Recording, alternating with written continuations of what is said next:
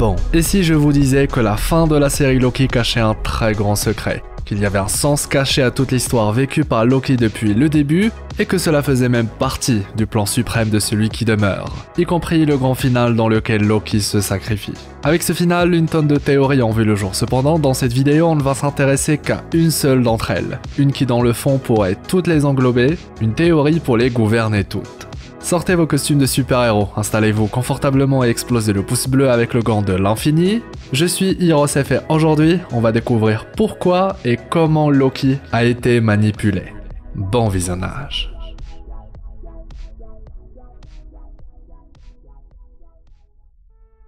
C'est dans la première saison de la série qu'on découvre l'histoire des Gardiens du Temps. Des êtres mystérieux qui, dit-on, ont été capables de sauver le multivers de la grande guerre qui faisait rage et menaçait toute l'existence. Ces Gardiens du Temps possédaient le pouvoir d'altérer l'état des timelines, et grâce à leur faculté, ils ont réussi à sauver le multivers en créant l'éternel flux temporel. Par la suite, on découvre que toute cette histoire est fausse. C'est celui qui demeure qui l'a créée de toutes pièces pour cacher son existence. Mais cette histoire, certes factice, ne vous rappelle-t-elle pas quelque chose? Un être devenu gardien du temps, qui possédait le pouvoir de sauver des timelines, désormais on le connaît. Et si je vous disais que Loki a été conditionné par celui qui demeure à partir du moment même où il a intégré le TVA pour qu'il puisse suivre le chemin exact qu'il a tracé pour lui, qu'il pense faire ses propres choix, qu'il soit convaincu que l'idée vient de lui, et si je vous disais que tout le TVA et ce qui s'y trouve n'existe que pour que Loki puisse être manipulé par celui qui demeure. And who do you think paved that road? Any guesses? Survey says? He who remains. Bingo! Dès son arrivée dans le TVA, Loki a été introduit au concept de gardien du temps, mais aussi et surtout à la possibilité d'exercer un pouvoir sur des branches, pouvoir les raviver, physiquement, avec ses mains, comme les gardiens du temps. Ensuite, il a fallu qu'il apprenne ce dont était capable le TVA, une armée multiverselle capable d'influencer le destin de certains individus, il coupe des branches, surveille des univers, l'outil parfait pour en faire une arme capable de lutter contre les variants de celui qui demeure. Ensuite, il rencontre Sylvie, puis Mobius, Obi, mais pas que. Cette fois, il était temps de créer un attachement, commencer à semer des graines dans son esprit, le faire évoluer et lui apprendre ce qui était vraiment important à préserver. Ensuite, il a appris la vérité sur la menace, celui qui demeure ainsi que ses variants, ce qu'ils vont causer et comment éviter la destruction du multivers. Il lui donne alors un choix, mais un choix factice, car le tuer permettra à Sylvie de gagner, fait partie de l'équation. Maintenant, il doit découvrir que ce n'était pas la bonne solution. Après lui avoir permis d'être entouré, il fallait tout effacer. Alors il était temps de lui offrir le pouvoir de changer les choses, mais pas avant de lui avoir montré que tout partirait en fumée. Une fois qu'il a reçu le don de l'errance temporelle, Loki se rapprochait de plus en plus de celui qui demeure, car ce dernier lui a offert les outils pour devenir son égal, mais seulement en apparence. Il fallait alors s'assurer que Loki n'utilisera jamais ce pouvoir pour lui, mais seulement pour les autres. Une fois qu'il était prêt, il fallait revenir à la case départ, mais avec le savoir nécessaire pour passer à la prochaine étape. Et maintenant que c'est fait, c'est le moment le plus important. Celui qui demeure devait planter une nouvelle graine dans l'esprit de Loki. Celui qui a le droit d'avoir la chaise, c'est celui qui est capable de faire les choix difficiles. I made the tough choices. That's why I get the big check. I keep us safe. Après avoir discuté avec celui qui demeure des dizaines, centaines, voire milliers de fois, la réponse était toujours la même. L'équation gardera toujours le même résultat, alors il faut manipuler Loki pour qu'il décide de changer l'équation. Vous pensez vraiment que celui qui demeure ne sait pas de quoi Loki est capable? Qu'il allait maîtriser l'errance temporelle à un niveau divin et qu'il était capable de prendre la place du cœur temporel et sauver le multivers? C'est celui qui demeure qui a permis à Loki d'avoir tout ça. Il a pavé cette route et toutes les autres. It's all a manipulation. Et vous savez pourquoi celui qui demeure manipule Loki depuis le début? Pour passer toutes ces épreuves, le conditionner, le préparer à cet instant précis. Il doit cocher toutes les conditions, car celui qui demeure est passé exactement par ces mêmes étapes avant lui, jusqu'à comprendre que la chaise n'était pas une finalité. Ce n'était pas celui qui gagne qui avait le droit de s'y asseoir. Loki ne devait pas posséder tout ce pouvoir, le trône, et les utiliser pour lui. Il fallait, comme celui qui demeure, se sacrifier pour le grand bien, pour les autres. Pourquoi faire, me diriez-vous? Car celui qui demeure n'en peut plus. Il nous a absolument tout révélé, y compris son incapacité de continuer. Autrement, à quoi bon faire venir un Loki dans sa citadelle dès le départ? Buddy. Tired. And I'm older. I'm older than I look.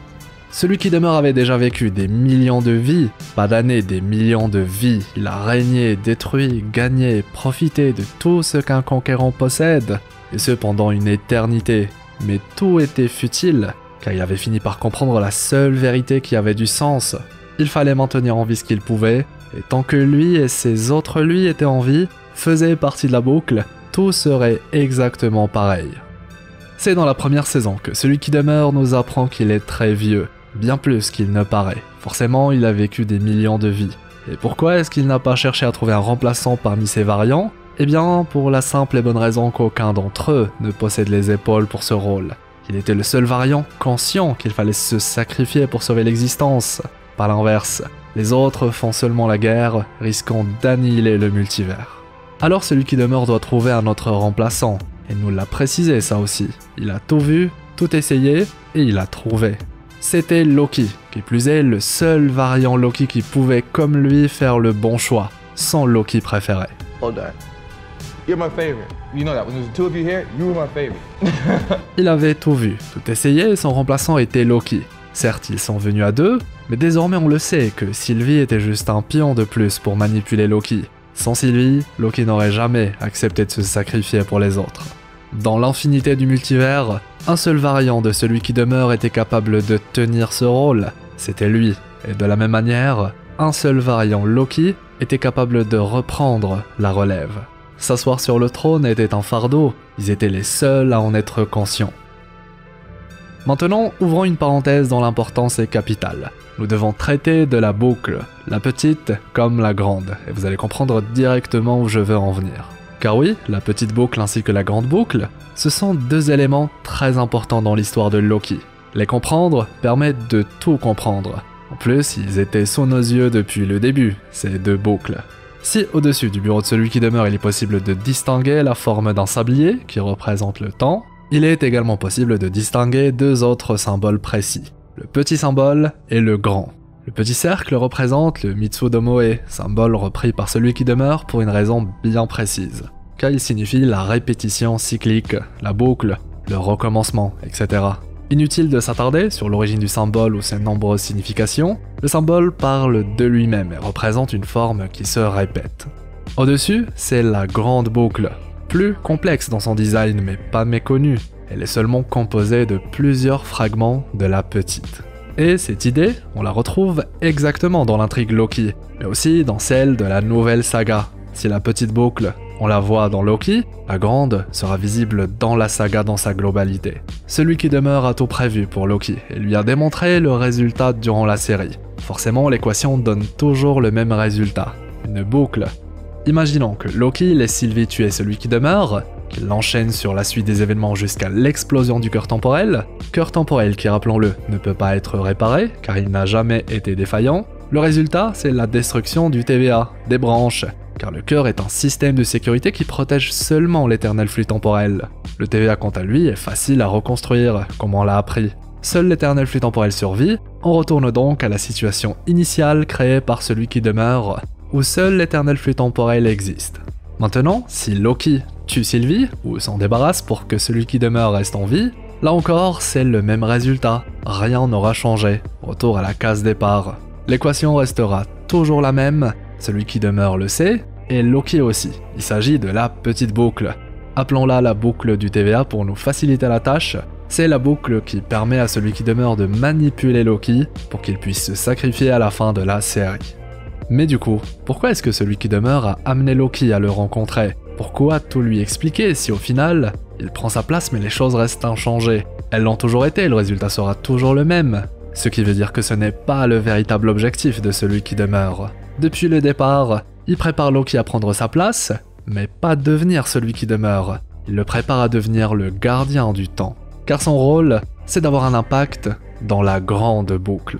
La grande boucle, elle aussi, se répète depuis toujours. Le multivers est libre, Les variants de celui qui demeure aussi, alors ils entrent en contact, s'entraident, puis finissent par se faire la guerre, risquant de détruire tout le multivers. L'un de ces variants finit par gagner, devient celui qui demeure, et finit par créer le TVA pour épargner l'éternel flux temporel, bridant au passage tout le multivers. Là encore, il s'agit d'une boucle dont le résultat sera exactement le même, et sans surprise, maintenant que Loki est sorti de la petite boucle, la boucle du TVA, il se trouve dans la grande boucle.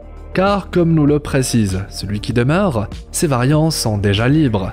Ils sont partout et il est impossible de les gérer. Par contre, celui qui demeure a omis de nous partager une information. Ces variants sont libres, oui, mais lui aussi il fait partie de ces variants-là. Lui aussi va renaître, grandir, découvrir le multivers, rencontrer ses autres lui, et ainsi de suite.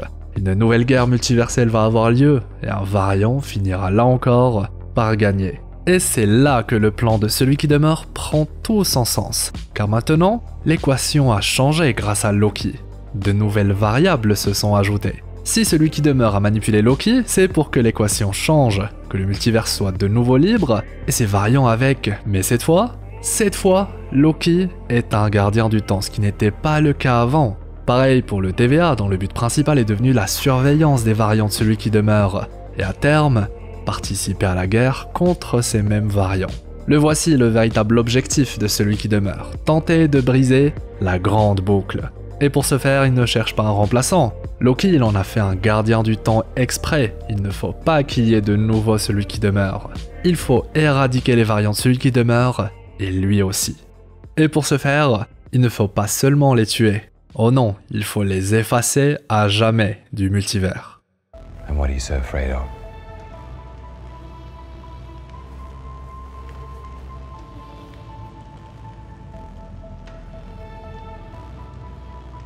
Me. Pourquoi celui qui demeure a peur de lui? Ses variants. Il a déjà gagné, non? À moins que son objectif ne soit pas encore atteint. Celui qui demeure a compris qu'il était destiné à recommencer la boucle, et ce tant qu'il fait partie lui-même de l'équation.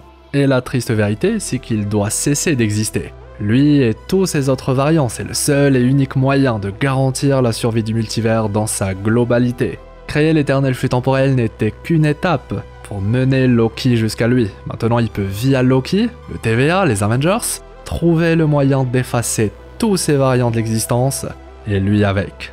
Loki est la clé que celui qui demeure a toujours cherché, le moyen de modifier l'équation à la racine. Supprimer une variable de l'équation, se supprimer lui-même. C'est le grand sacrifice de celui qui demeure, celui que personne ne peut endosser si ce n'est lui. Il a accepté de vivre dans la solitude pendant des millions de vies. Il a tout recommencé, à chaque fois le multivers était en danger. Il est fatigué, mais il a compris qu'il était un fléau. Tous les Kang doivent cesser d'exister dans le multivers. Si Loki a fait un grand sacrifice à la fin de la série Loki, celui qui demeure se prépare depuis très longtemps à un sacrifice encore plus grand. Sauf que les autres variants de celui qui demeure ne vont pas se laisser faire. Celui qui demeure le sait, il nous a déjà prévenus. If you think I'm evil, well, just wait till you meet my variants. Ce sera extrêmement dur de leur faire face, surtout à l'un d'entre eux, le plus dangereux de tous. Celui qui demeure mais une version plus jeune de lui, qui n'a encore aucune idée de ce que son autre lui a vécu, ni de ce qu'il a fini par découvrir. Ainsi, si jamais Loki, le TVA, les Avengers, etc. arrivent à gagner, à modifier l'équation, le multivers sera enfin en paix, et ça veut dire quelque chose de très important. Bon, oui, Loki a été manipulé, conditionné depuis le début par celui qui demeure, et le pire, c'est qu'il le sait. Mais il sait aussi que c'est le seul moyen de vraiment changer les choses, d'éradiquer celui qui demeure et ses variants de l'équation. Si le plan de celui qui demeure aidé de Loki fonctionne, le multivers pourrait enfin être sauvé pour de vrai. Plus aucun variant de celui qui demeure ne pourra exister à jamais. À ce moment-là, Loki pourra enfin quitter sa chaise, car son rôle de gardien du temps sera terminé, une bonne fois pour toutes. Il pourra alors rejoindre Mobius, Sylvie et les autres, et fêter la renaissance du multivers débarrassé de son fléau. Du coup, je vous donne rendez-vous sur cette vidéo dans quelques années, après Avengers Secret Wars, lorsque la grande boucle sera enfin brisée, lorsque Loki sera le véritable grand héros de cette histoire, mais pas le genre de héros qui porte le trophée, mais le héros dans l'ombre qui a permis la victoire sans que personne ne puisse jamais le savoir. Il sera de retour, dressant un léger sourire. Nous on sait ce qu'il signifie, les autres non, mais ils seront contents de revoir le dieu de la malice. Et ça, c'est beau. L'arbre qu'on voit durant le final de la série Loki nous tisse déjà l'éternel cycle que celui qui demeure et Loki vont tenter de briser. Car si le tronc est maintenu par Loki, représenté par la couleur verte, le nouveau cœur temporel du multivers, sur les branches fleurissent les variants de celui qui demeure, représentés par leur couleur si iconique. Ils fleurissent partout dans le multivers. Et si on est attentif, il est déjà possible de voir des petites explosions ici et là. Ce sont des incursions, les prémices de la guerre multiverselle qui causera une réaction en chaîne d'incursions jusqu'à tout détruire. Ainsi, si cet arbre permet à un type de fleur de voir le jour, je crois qu'il est temps de changer la nature de cet arbre.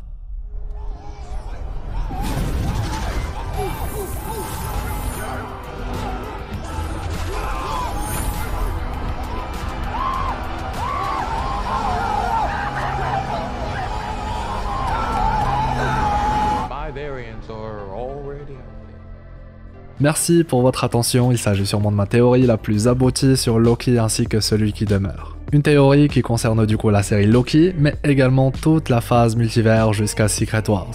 Forcément, le grand final de la série a amené beaucoup de révélations, et j'avais envie de vous partager ma vision des choses. Maintenant, je veux découvrir la vôtre. Si vous avez apprécié cette nouvelle exploration, je compte sur vous pour le pouce en l'air, le fameux pouce bleu avec le gant de l'infini. Et aussi, dites-moi dans les commentaires ce que vous avez pensé de tout ça, vos avis, idées ou théories sur la série Loki et son final, et puis abonnez-vous pour ne rien rater. On va bien sûr continuer d'explorer la série Loki, j'ai encore beaucoup de choses en tête à traiter. En attendant, je vous renvoie sur la vidéo qui explique la fin de la série si vous ne l'avez pas encore regardée, ou encore celle sur la très importante scène post-crédit de The Marvels. Voilà, une belle journée, une agréable soirée. C'était Hirosef, votre explorateur d'univers préféré, pour vous servir.